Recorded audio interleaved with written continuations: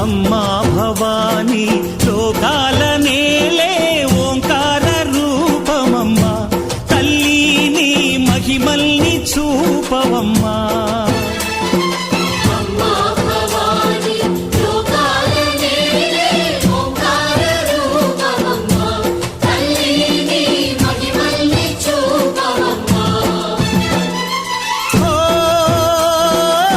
సృష్టికే దీపమా, శక్తికే మూలమా, సింహరథమే నీదమ్మా.